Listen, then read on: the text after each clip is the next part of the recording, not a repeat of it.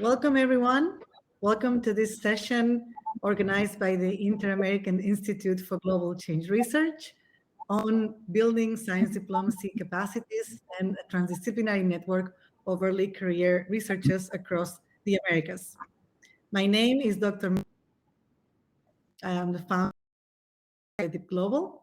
And for today, we have a fascinating panel today, a rare opportunity to see and to listen to an interactive discussion between early career research level government officials on the topic of how do we support the next generation of science, technology, and policy through innovative mechanisms such as science policy fellowships to foster stronger, better interfaces between science and across the continent of the Americas. So with that, I'm going to name the speakers. You'll hear from them more, and then we'll launch into discussion. We have today Dr. Marcos Regis da Silva, Director of the Institute for Global Change Research. We have Dr. Mark Delorio, the Assistant Deputy Minister of Science and Technology, Environment Change Canada. We have Professor Alejandro Adem, the President of Natural Sciences and Research Council of Canada. We have Dr. Shweta Ganapati, a policy analyst at NSERC. All these acronyms are a little bit difficult, but you already know them.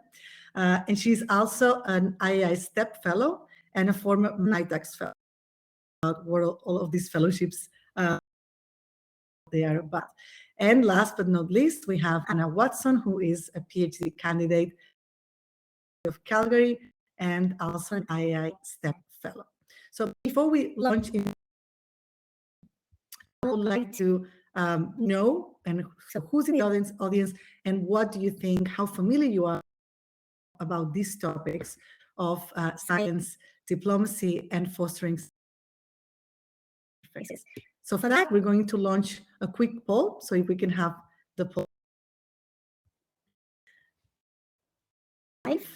And we're going to ask you in 30 seconds to give us your thoughts. You can on the question of what should be the main role of Canada in enabling a diverse and inclusive next generation of science policy leaders to address urgent. So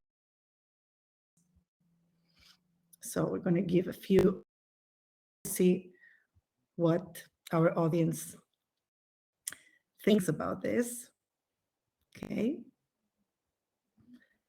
Facilitating knowledge mobility, training and capacity building in science diplomacy, science policy collaborations between countries,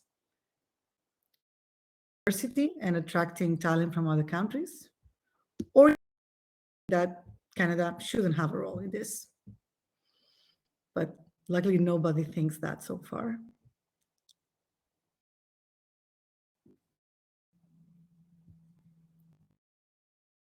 I think we have quite a bit of a tie between the first and the second options, which probably we're going to see that they are all important.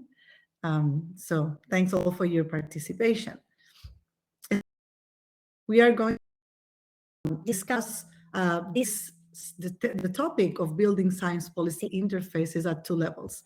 The level of Canada, because we are at CSPC, to know how Canada is doing this, and also at the hemispheric level, how the continent of the Americas, through an institution like the IAI, can foster this transnational, transdisciplinary works of early career cross-border challenges. So with that, I'm going to invite our first speaker to more about the IAI and to frame this topic. So welcome, Dr. Marcos Regis da Silva. The floor is yours. Thank you, Marga. And I'd also like to thank all the speakers, especially Professor Adem, Dr. Mark Diorio. I have no illusions on the demands on your time. Also, thank you, Anna. Thank you, Marga. and Shweta for your time in organizing this. I'll say some very brief words about the II, the Inter-American Institute for Global Change Research. I'll be speaking off the cuff, so it's not going to be anything, how can I say, structured, but it'll give you a brief idea of how this very, and I would say unique, intergovernmental regional organization functions at the intersection of science to policy. In essence, we're speaking about a very simple problem that has incredibly complex elements. In simplicity, how do we improve the provision of scientific information for the development of more effective public policies? The complexity of it is a number of separate but inextricably linked variables that impinge on the effectiveness of the process. How a cabinet makes its decision, conflicting priorities, power among ministries, and a number of other factors. And how can scientists, or at least policymakers also interested in science, improve it in that interface? The IEI in that context in the Americas is an intergovernmental organization composed of 19 countries, from Canada all the way to Patagonia. It supports transdisciplinary research with heavy emphasis on open data and open science so that the results of those projects can be presented for policymakers in the region. But it also buttressed by a very powerful capacity building program, such as the STEP, the Science Technology Program, that allows early career scientists to understand the process underlying the entire mechanisms of how decisions are made at the policy level, and the complexity that it takes in how science is taken into consideration. Now, this is very important when you think of how certain levels of discussion today have disparaged science, the almost fake news questioning the value of observational phenomena that is quantified, and how science can really make an impact. I would hope the members of the audience take an interest in our organization. It's been called the best kept secret in the Americas. We have funded a number of fascinating transdisciplinary projects across the Americas. Right now, we're discussing the implementation of a very large-scale project on droughts and how that impacts on food and water security and energy security, and also a number of environmental and health issues. So with these very brief words, I would like to thank you, Marga, for the opportunity to present our organization, and I wish you a very successful seminar. I'll be here throughout the seminar should anybody have any questions on how we work with policymakers. By the way, Dr. Diorio is the Canadian focal point to the IEI, and in extension, he's my director, or one of my directors. So I see a very fruitful and interesting discussion. Thank you, Marga.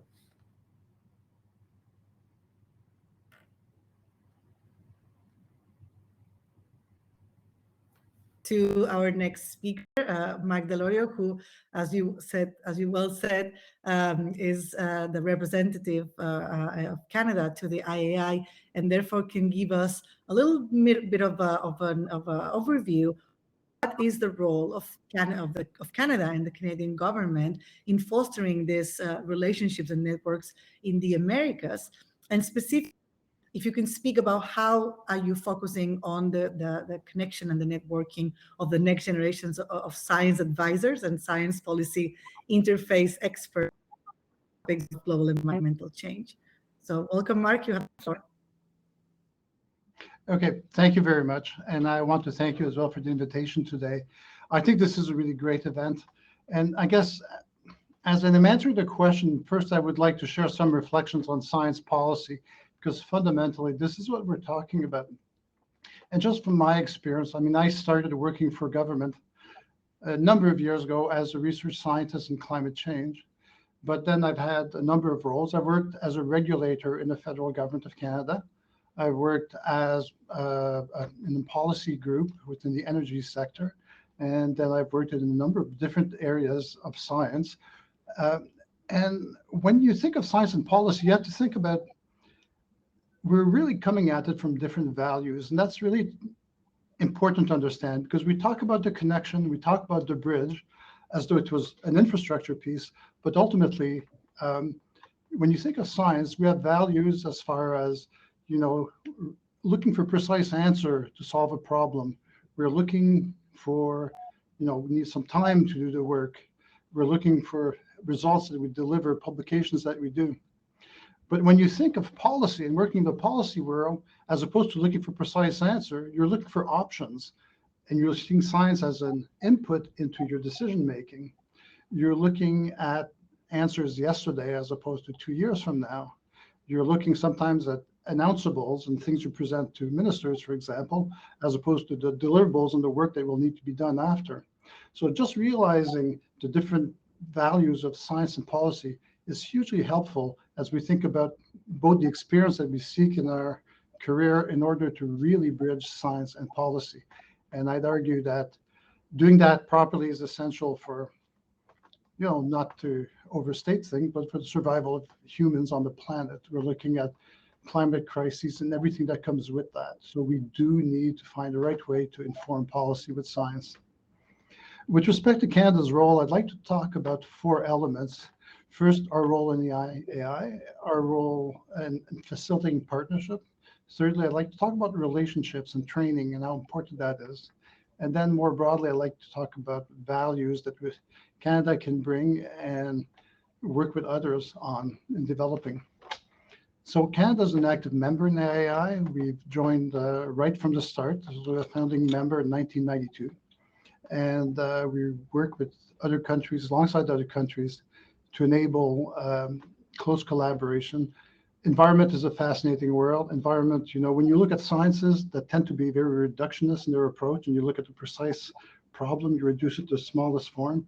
While you have to do that environment, you need to go the other way. You need to basically integrate things over many orders of magnitude, where molecular structures can interact with atmospheric chemistry and ultimately change the climate on the planet. And you have everything in between, all species and our landscape, our atmosphere, our oceans. So it's really essential to be able to work with others on this. As the focal point for Canada and as ADM of Science and Technology within the Department of Environment, I ensure that our priorities on science are shared and conveyed to other members of the IAI and find the intersections where we can work together. And we also participate in many other ways through expert participation in science advisory, science policy advisory committees, for example. On the second point, with respect to facilitating partnerships, I think it's important that, it's not environment is not a monolith. There are many people working on environmental pieces. So we're really happy this year, as part of the 29th Conference of Parties of the IAI, that Canada's MITAC program officially joined the IAI as an associate member. And this does bring a lot of richness in Canada's participation in the IAI. MITAC fellows are now participating in the Science, Technology, and Policy program, in the fellowship program. And they bring really innovative and strategic considerations to the work that they do. We're very proud within Environment and Climate Change Canada to be hosting 2 MITAC fellows and that are in the STEP programs this year. So we really anticipate their participation.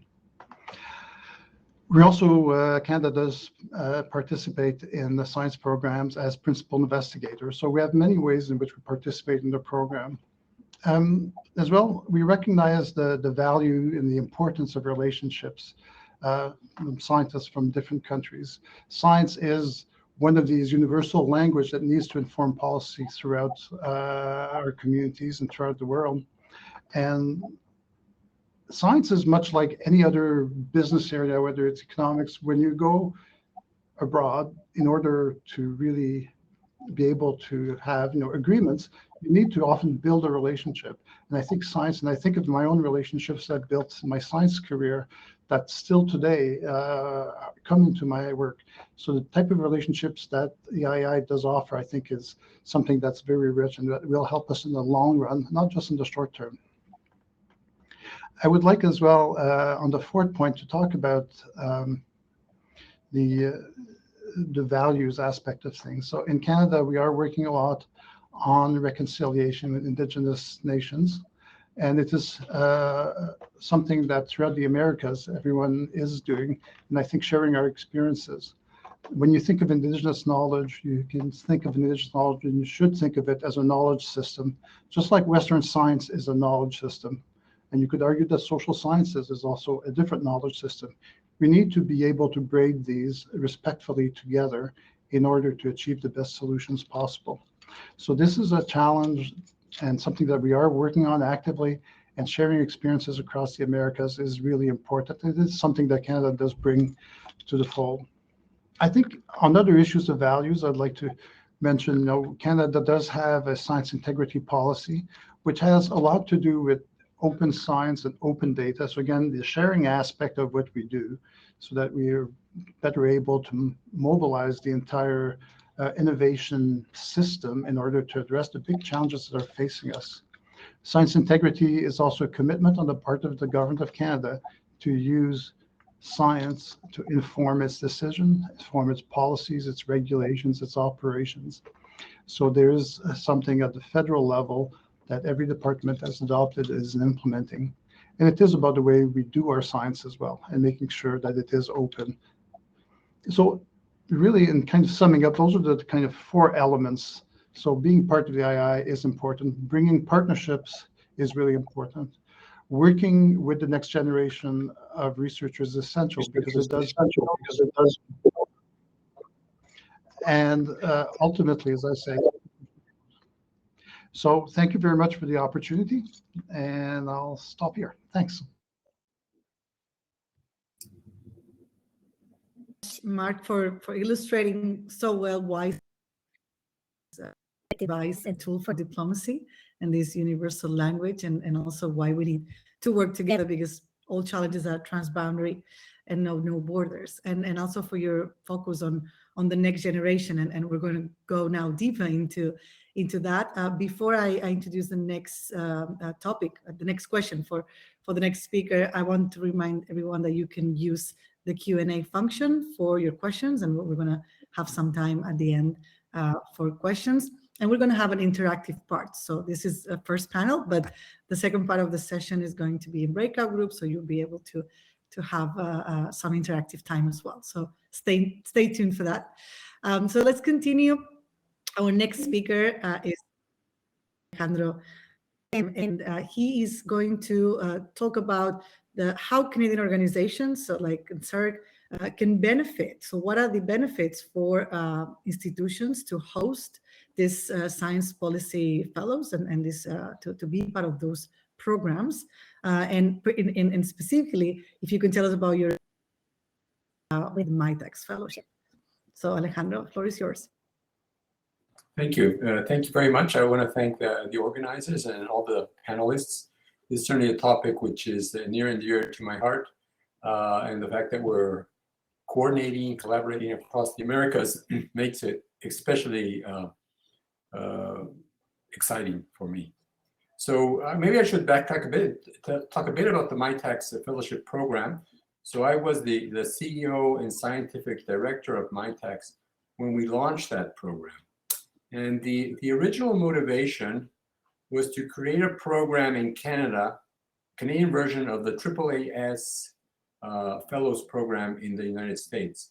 And it was brought to the attention of MITEX by members of the community. And that's very important to say. There were scientists in Canada who said, well, how come we don't have a Fellows Program? What can MITEX do about it?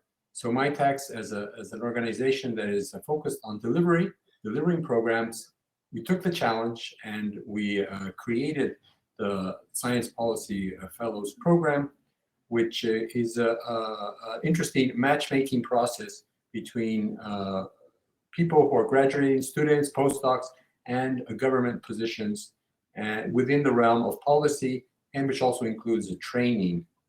So, my firm belief is that it has been a success, and it continues to grow. And there are also some virtues, not only with the federal government, but also with provincial governments. Now, and I can speak as a user because, a few years ago, I moved over to NSERC as president.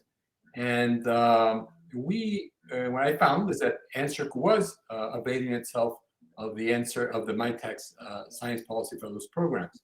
And in my time there, we've recruited quite a number of fellows. And I can say that the value they brought to the organization is really fantastic. So from our point of view, NSERC is an organization that delivers programs for the community of university and college-based faculty and students. So we have tens of thousands of professors and many, many students and trainees that we fund. So the question always is, well, what are the best programs that we can deliver? Are we delivering them in the best way? Are they equitable, diverse, and inclusive? Many, many questions that one can ask. So bringing in a talented young person who has a training in science, and that for us was very important, that we're able to recruit a fellow that has a rigorous training in one of the sciences, can be brought into NSERC with the policy training that then the MITEX program offers and the community offers. And of course, the person who is integrating the desire, the knowledge of science together with the curiosity about policy to come in and work with the folks at NSERC on aspects of our programs. So, I understand that, there's the priorities of Canada, priorities of society, priorities of the world. And there are, of course, young people who want to see these priorities addressed, but then there's the technical aspect of how these programs are going to address them. And for an organization like NSERC, this really hits the spot because we bring in highly talented, highly motivated individuals who can bring energy, new energy, and the perspective from the academic sector, because these are recent PhDs. So they're coming in the fresh knowledge, state-of-the-art science. And as we know, science and engineering are very dynamic areas, increasingly multidisciplinary, increasing reliance on data. The kind of the standards, the qualifications of these individuals are just amazing from the scientific point of view. And then the higher thinking of policy, which is kind of merged together in that person. So the impact that these fellows have had on our programs have been significant, and they've been working across all the different directorates. So I can mention, for example, in the development of our strategic plan, NSERC 2030, one of the NSERC fellows, one of the MITEX fellows played a key role in establishing the whole baseline for the strategic plan, understanding the key drivers behind strategic plans, and doing an analysis, a worldwide analysis of similar projects. Others have worked on, for example, data for EDI. For NSERC, it's very important to establish EDI as a principle across all of its programs, but that requires scientific accumulation of data and a scientific process to ensure that the adjudication and the awarding of grants follows those best practices. So it's a huge amount of ongoing work. And another one of our fellows also worked on the international file, understanding and I guess that's Chouette is here, so she'll probably tell us about it. What science diplomacy, what happens when you're in an agency that can actually deliver on a program, where we're not just kind of talking about working with other countries, but we can actually fashion and develop programs in real time that can meet the needs of Canadians, the needs of foreign partners, and create a virtuous cycle of science diplomacy, where students and professors, faculty, researchers are benefiting from the process. So, and I should also mention that in terms of the talent pipeline, it has been quite remarkable for us. It had allows us to tap in to a new and a different stream of talent into the agency, because having that combination of scientific thinking and policy knowledge and policy interest is fairly unique and very special and very valuable. So I can say that our organization is pleased with that program. In fact, we rely on it in terms of building up some of our future staffing. And we have already hired a number of MITEC's Science Policy Fellows into the NSERC staff. I can go on and on, but maybe I've said enough. Thank you very much. Thank you very much, Alejandro. I think you made a very convincing case of why government agencies should take these fellows. And so this is really important. If there are people in other countries that are thinking about these programs, please, because this is really a model that needs to be more widespread, right? It is not yet, unfortunately, common in most countries. So Canada is a pioneer, and we're looking forward to working with more countries these structures. But now let's go hear from the fellows themselves, because the site gave us a really good framing to understand how this fits into the priorities of a government agency or an office. But I think the most interesting part, and I'm biased because I was the science diplomacy instructor for the STEP fellowship, the most important journey and experience is the learning journey for the fellows. And it's really a journey of transformation coming from the scientific side and then jumping into this policy world and diplomacy world. And it has been really fascinating to watch them growing in that role. So let's hear from our two STEP fellows. So first we have Anna Watson. Anna is originally from Peru and now doing a PhD in Canada and also a STEP fellow. So Anna, please tell us about this journey. The floor is yours. Thank you, Marga. Well, first, thanks to everybody for joining us today in this interesting panel. As Marga mentioned, I'm from Peru, and I came to Canada in 2016 to start a PhD in geography. And I picked Canada because I was so interested in the values that Mark at the beginning presented. How we can go from step 0 when we can ask what are the impacts of the science production on indigenous communities that are dealing with conservation and energy projects, especially back in my country in Peru. So I was thinking on those questions when I developed my research for the PhD program. And that's what motivated me to pursue the PhD here in Canada. Mostly because back in my country, there are limited opportunities. And also because I had the opportunity to engage with one of the projects funded by the II here at the University of Calgary that are looking on the intersections of traditional knowledge and conservation initiatives in Chile, Uruguay, and in Colombia, also in Canada. So I was attracted by this idea of working in different environments, working with different cultural frameworks, and understanding how the values of the nature, how the values of the environmental issues that transcends boundaries can help us to deliver solutions for the global issues that we are facing today. And also that brings me to the other part of this reflection. So why I become a fellow at the II? Why should I pick the II? Well, that's because the II in the Americas has a unique approach, as Marcos mentioned. They have been working on transdisciplinary approaches for science policy. So it's beyond thinking about translating science in policy, but thinking on ways we can produce science in an inclusive way. So from the beginning, asking to the non-scholar, to the researchers, develop common framework, common grounds for those kind of research that we need, and then think about the translation in a very significant or meaningful way for the different communities that are in the Americas, because each of them has their own particularities. But at the same time, we're dealing with similar issues due to climate change and also to biodiversity loss. So how we can work together within a collaborative framework from the beginning of the research. That's what I think. It's very interesting to work with the II because it's not just the mobilization of the knowledge, but how we can work as researchers with different knowledge systems. So thank you, Marga, and thanks to to all the panel for those interesting questions.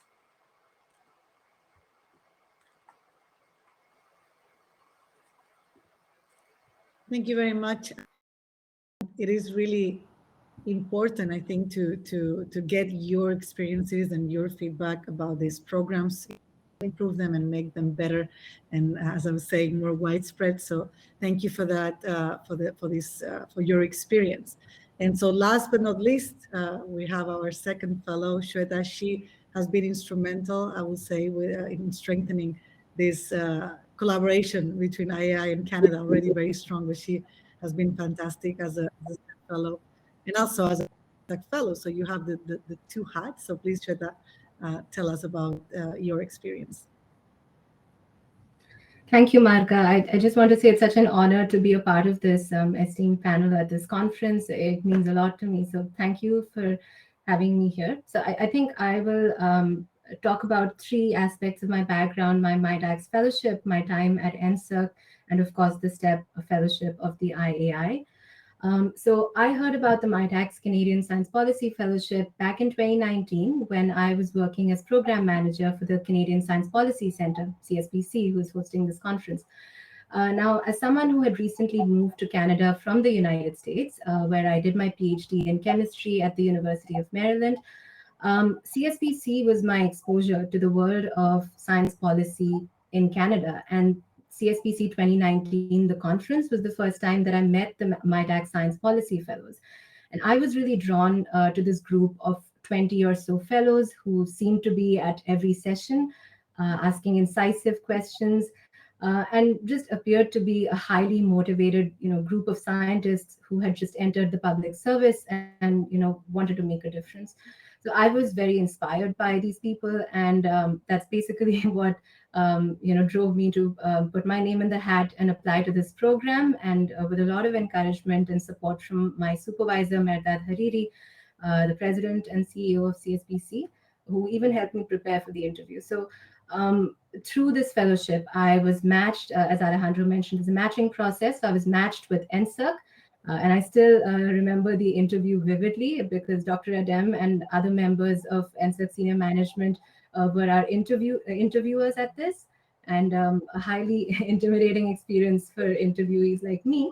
But in hindsight, I think it was really a testament to their support to this program, and that translated to their support to our training while we would, going through a fellowship at NSERC. So at NSERC, I was placed within the Policy and International Relations team at first, and I'm now within the Office of the Vice President of Research Grants and Scholarships. I have the honor of representing NSERC at the Secretariat of the Belmont Forum, which is an international funding consortium for global environmental change research.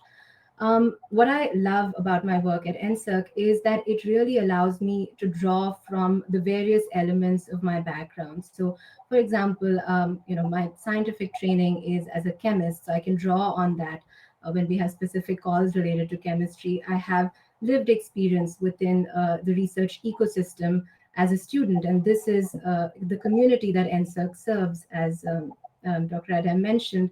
And also my international experience. I grew up in India. That is where I did my undergraduate studies and my master's. And then I moved to the United States where I did my PhD, and I now live and work in Canada. So I draw from all of these elements from my background to add value to my work at NSERC. And I love that I can, in that sense, bring my whole self to work. The other aspect which really appeals to the scientist in me is that at NSERC, people love experimenting with ideas. In fact, as Alejandro mentioned, we have a whole subset of MITAC Science Policy Fellows at NSERC, and we get together every month and we invite staff members to participate in an open discussion and debate on policy issues. We call it the Science Policy Brainstorm, and I really enjoy this culture within the policy world. So the other thing I would highlight is that my supervisor during my fellowship here, Kevin Fitzgibbons, who was at the time executive director of NSERC, he ended up being more a mentor than a supervisor. And the training part was that he really encouraged me to work on a variety of files so that I could hone in on where my interests lay and where my strengths lay. And so he himself has an extensive international relations background. And so he was extremely supportive when I said I wanted to join the STEP Fellowship and learn more about the issues in Latin America and the Caribbean, which at the time was a real knowledge gap for me.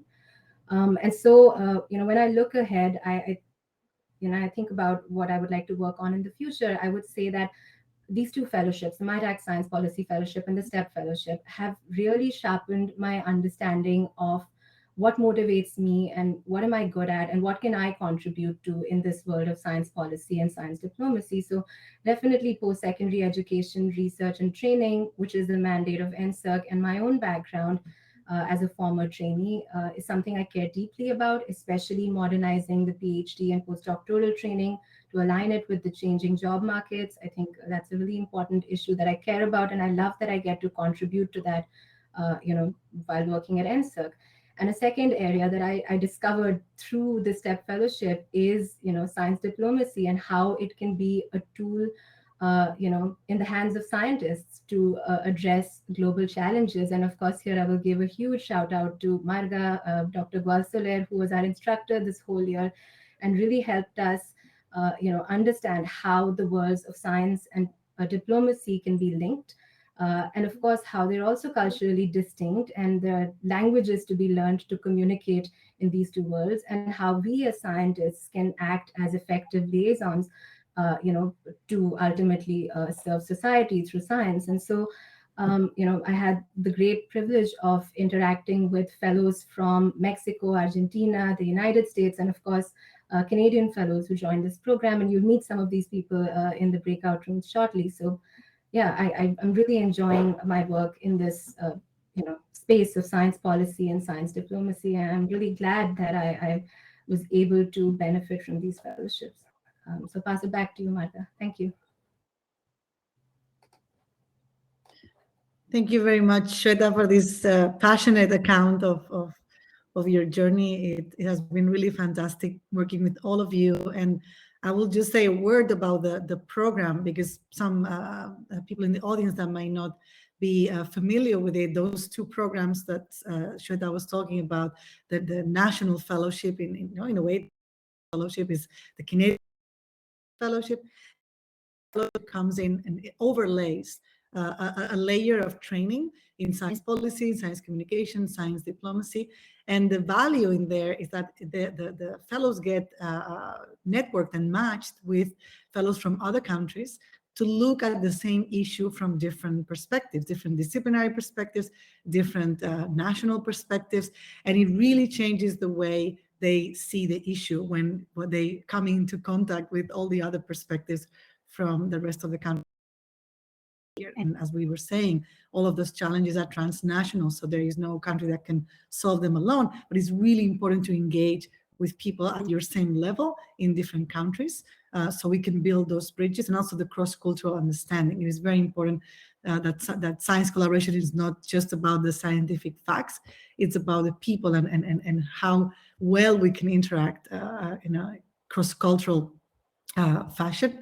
And I rescue one of the comments from Mark that said, very, very well, very eloquently put, that science policy bridge is not a physical infrastructure. Sometimes we think it is, but it's actually a process, and it's made by people, right? So it's not a bunch of facts and documents that go from a scientific lab to a government desk. It really is so people are the vehicles of that information. And that's why building human resources and capacities in science policy and diplomacy is essential. Doesn't make it to policy on its own. And we have seen that, unfortunately, with the pandemic. We don't need further proof. Right? So I don't see questions, Q&A.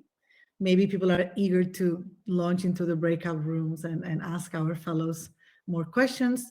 Unless there are any other comments or questions among the panelists, I want to give you respond or react to each other if you want before we go into the breakout groups. So feel free to raise your hand and address each other for a few minutes.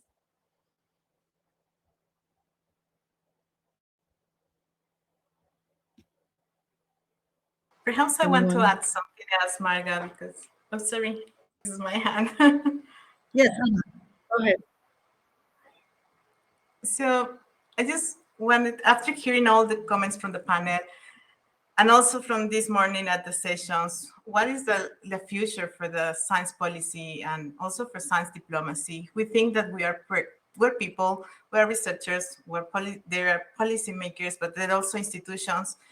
And more importantly, we are facing urgent challenges across the globe. So based on that, I just wanted to mention that for the next generation, which is one of the main topics, I think this is very important because we are reflecting and I think we are more critical on the role that the scientists have, not only in gathering and producing that information, but the role that we have to engage with other, to include all the voices on the researches that we are doing, even if we are engineers. I'm an engineer, and now I'm looking on the social issues of environmental risk assessments. So how we can incorporate those voices, how we can bridge, not as an infrastructure, but bridge those needs and make it sounded for everybody and move beyond polarity, which I think there's a lot of polarizations today also. So I think that's a huge challenge for us as the next generation of science advisors.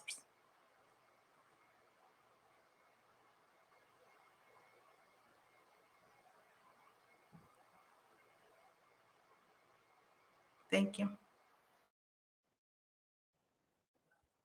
Anyone would like to take this?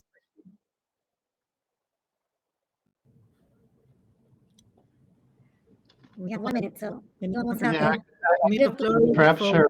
Okay, Mark, go ahead. I thank you. No, thanks for that. I think in a way, we're kind of counting on you for some of these bridges. I think that you're much better equipped to deal with some of this type of information and the kind of different domains of information. We've seen such not just information, but misinformation being thrown in. But ultimately, for us to be successful in issues like climate change, we absolutely need that social engagement piece of it. So I think that we're really, I think, counting on people who are skilled in these types of tools to be able to find ways to reach out. It's quite remarkable to see the movement of people and of young people in particular, really going forward and saying leaders need to deal with climate change issues. And it's not enough to talk about them. So it's very impressive to see and encouraging in a way. But we're really somewhat reliant on you as well in that space to bridge the various aspects of driving societal changes. But it's something that we can all work together.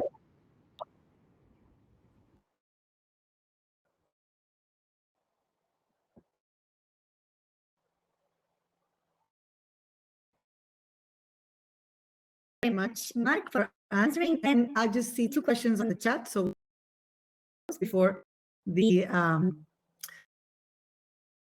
from our good friend Gabriel Alonso, Dr. Adem. And the question goes, interdisciplinary collaboration, natural and social sciences is crucial to address global challenges. For maintaining 2 distinct social science and natural science research agencies supporting this research in Canada.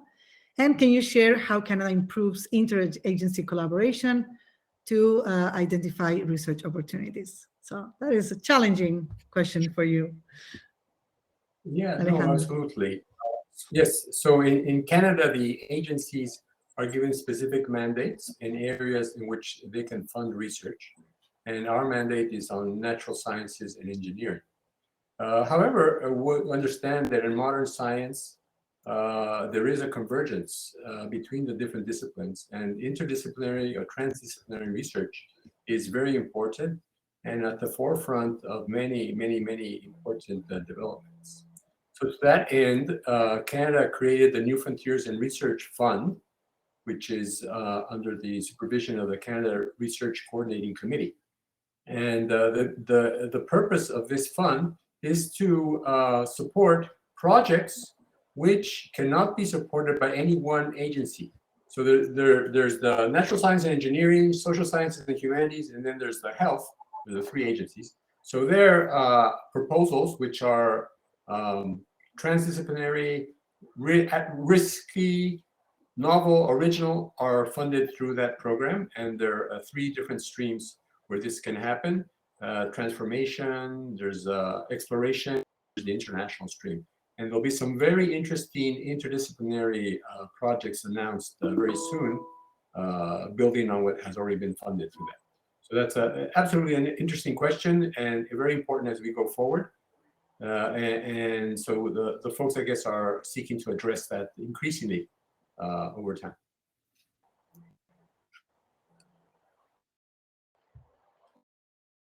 Thank you very much, Alejandro. Thanks, Gabriela, for the questions. And this brings us to the end of our first part, the first part of the session. Thank you again to all the panelists. Thank you to the IAI for organizing and for CSPC, to CSPC for having us. So the next part is the interactive part. Hopefully you are eager to engage in interactions with our fellows. And so we're going to go into 3 breakout rooms, and we have 3 questions, in 1 question for each. The first room, we are going to discuss what are the enablers and barriers for science policy across the Americas. And in that room, we're going to have panelists Mark and Anna, and also other fellow IAI STEP fellows. In the first room for this question, we will have Aline. In the second room, we have the question of what is the primary challenge for young researchers or leaders in post-pandemic. In that room, you will find Shweta and Alejandro, and another one of the IAI STEP fellows, Vicente. And in the third room, what are the skills that need to be fostered in the next generation for science policy leaders? So this will be with me and our fellows, Julian, Monica, and Danielle. So I encourage all of you to get to know them and ask all of the questions behind the scenes, anything you want to know. Answer the formal questions and the prompts, but also talk about the fellowship and encourage you to apply for the next round. And so with that, we're going to launch in the group. And when we come back, I will colleague coordinating the STEP fellowship brilliantly, so you'll be with her for the debrief. Thank you all, and see you in the breakouts.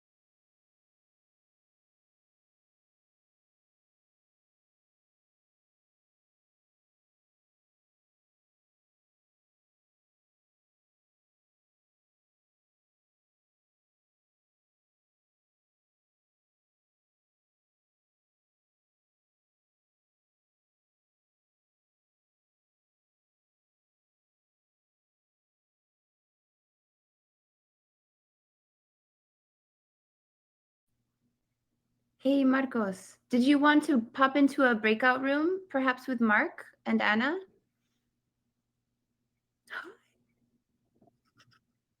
I think you're on.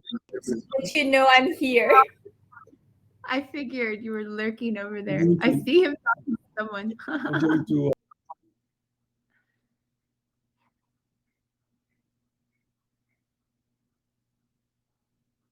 Great. Adam, I'll stay here. And I'm just going to follow the notes.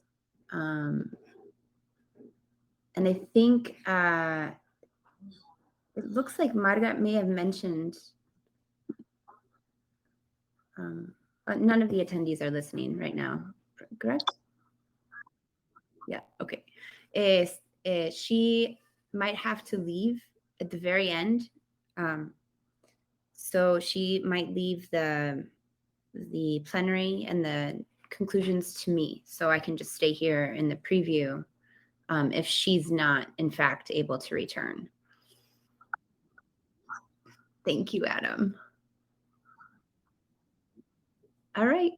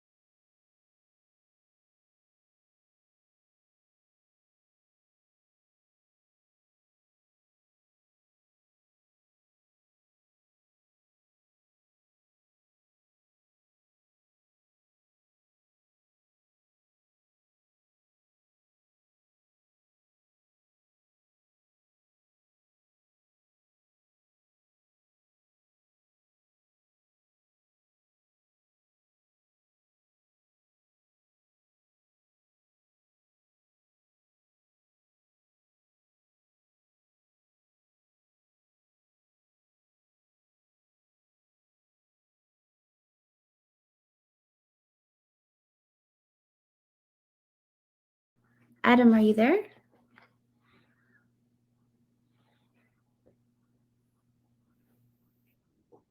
I'm sorry. Would you be able to put me in the group where Marga was?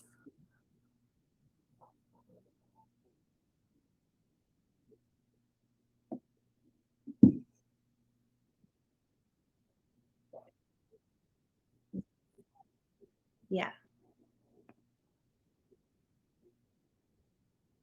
Oh, I can join. Okay. Mhm. Great. I'm going to jump in. She had to leave, so I'm going to go keep our fellow company. All right. Thanks.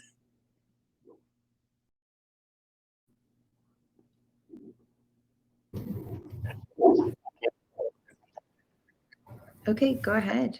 I've got it from here. Welcome back, everyone. I hope you had enriching discussions. I know we did in our group, albeit a small group. And I have been asked by Marga to fill in this final session. to bring it all together and wrap up some of our discussions that we've just had in the breakout rooms. So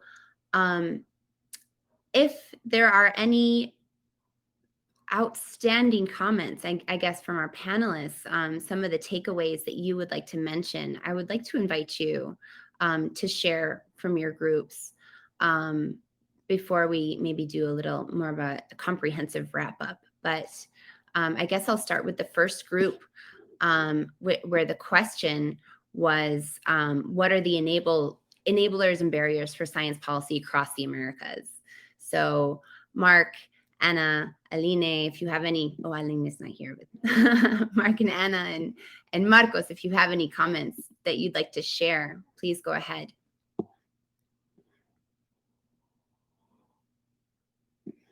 Don't be shy. Do you want to go ahead, Anna? Yes, sure. I was thinking, I don't want to fight for the word. Or as we say in Spanish, no vamos a pelearnos. So for the enablers, we talk about the growing interest, especially for the youngest generations, and also for the interest that has been advancing in terms of how we can address global environmental change in the global context. So thinking about environmental governance and something more global, not just locally. Also, we talk about the connections. Like now we live in a more connected world, so it's easier to communicate, it's easier to share information. It's also a great platform to include all the voices. About not the barriers, but I believe it's also a challenge. We talk about the fragmentation. So in science, especially in the environmental tools and mechanisms that relies on science, sometimes they have fragmented environments. So, and not all of them are necessarily interlinked. So, and I believe that's also one of the questions that pointed out. So we have different disciplines. We also have different agreements or international agreements to address specific problems, focus on one part of the environmental issue, and not necessarily the way we are tackling those different fronts are in the same, has the same guidance. So that's another challenge for the science policy context.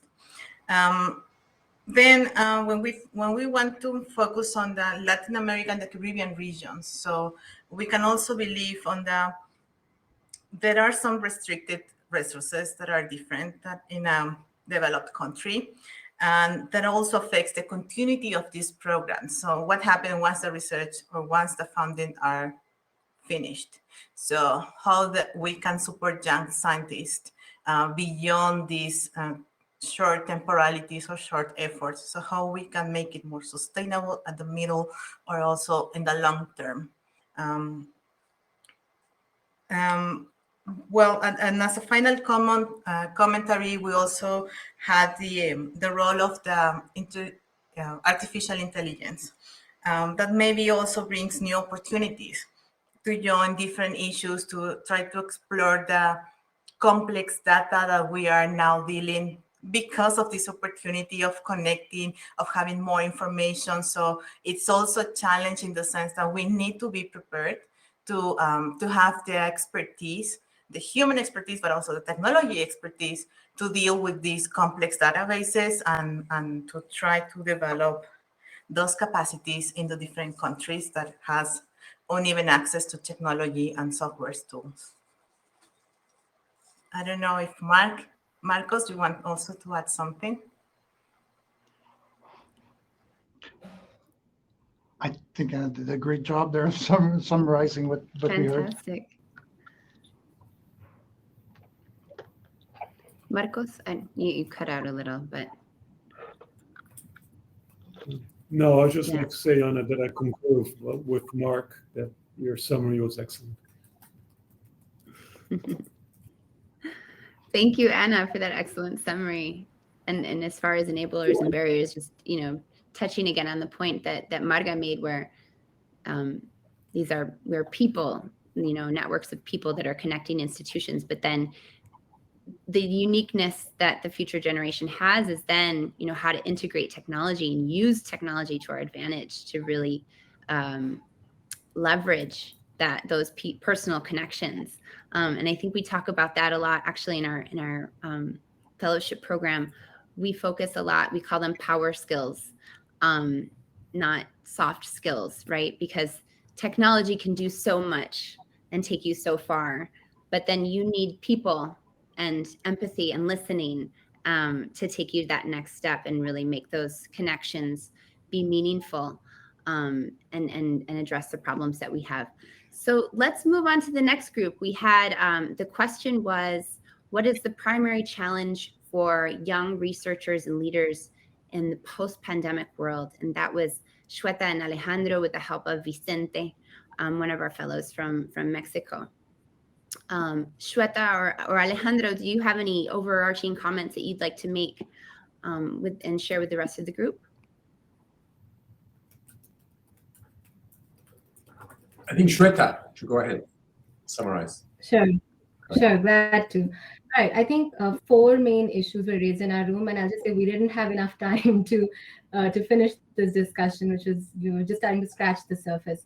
So the first point that was made was the pandemic has certainly exacerbated existing inequalities, and that is felt by the community of young researchers and leaders as well. So by socioeconomic, ethnic demographics, all kinds of factors have played a role in who felt the pandemic how. Like, it was certainly not a uniform experience. So that was the first point made.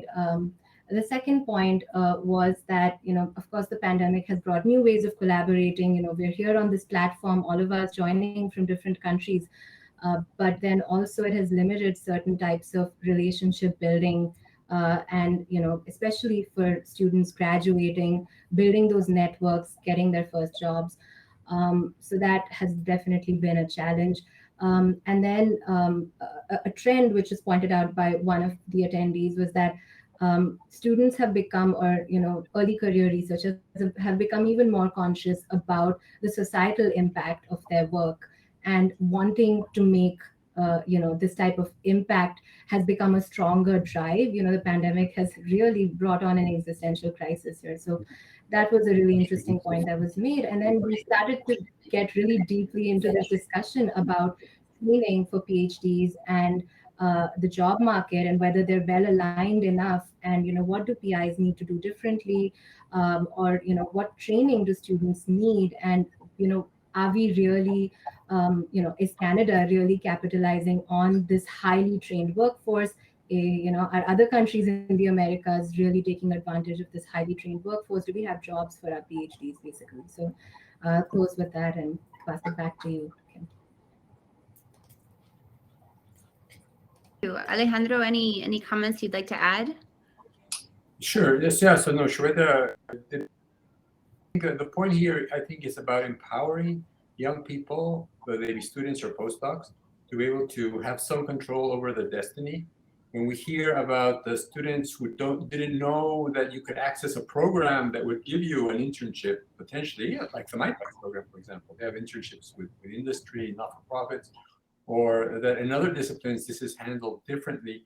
And similarly, the community has about having postdocs which are not necessarily under the such a strict mentorship of their professors, but have more independence and can move around, right? And I know some models in Europe of that kind.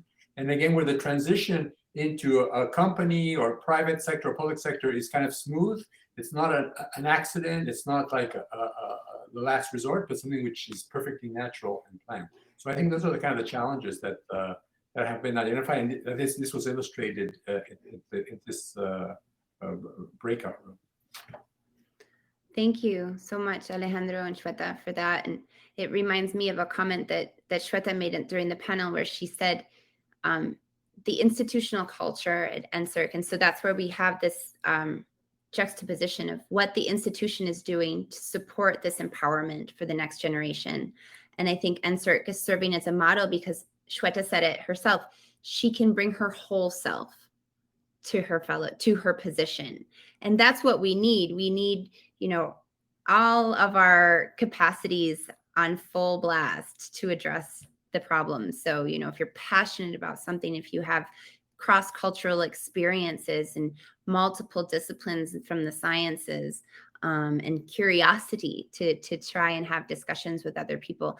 And then an institution that supports that culture is really the direction that we need to take. So thank you very much for those highlights.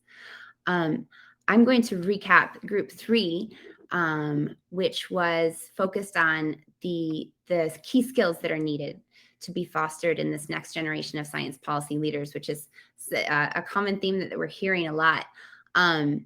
And there's a lot of interest, and I think it just goes to show how valuable these fellowship programs are, because there is interest from PhDs to make that jump. And that's why I love the name of our program is STEP, because it's a step into a whole new world. And it's a little bit scary if you don't have a fellowship program or an institution or a program to support you along the way. And so some of the questions were, okay, well, what are those skills that I can work on my own?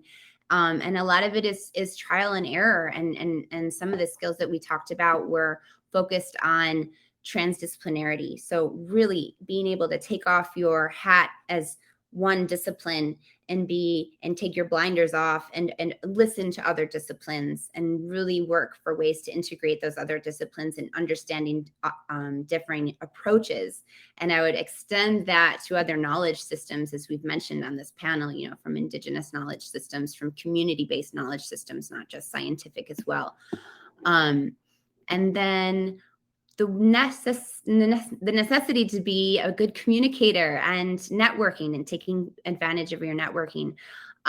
If you don't have a fellowship program or a strong institution, it's on you. And one of the skills that we've focused on, actually, and I think that is something that everyone could feasibly do, is a stakeholder mapping. So you have this passion to apply your research to a policy decision and to help decision makers and empower them with scientific information. Okay, who are the players? Who are the key institutions? What are the names of the people that work in that institution? Then using your network to get close to those people.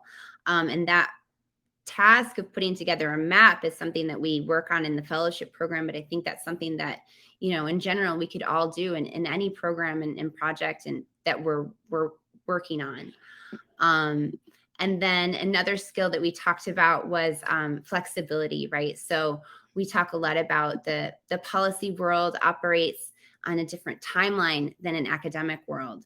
So once you've made those bridges with policymakers, understand that, the goal is to be a resource to them, a trusted resource and a bridge to other experts. And those requests might come in the middle of the night. They might come on WhatsApp, they might come last minute, and you have an hour to respond. And that's not something that we're used to in the academic world. So those are skills that we need to develop to be flexible, to be patient, and to be able to make mistakes and move on from there. So those are some of the key topics that we discussed in the third group. And with that, we're actually at the end of our panel. So I would like to pause here and thank everyone on the panel sincerely from the bottom of my heart for your participation today. It has been such a joy to bring together such a diverse group from institutions, from backgrounds. I'm very grateful for all of your participation, and I'm grateful for the CSPC to open the door really and set the tone for inclusivity and engagement really in this kind of dialogues for the conference itself and not just for our panel. And we look forward to the future of empowering the next generation of science policy advisors. Thank you so much, everyone, for participating today. A pleasure. Goodbye.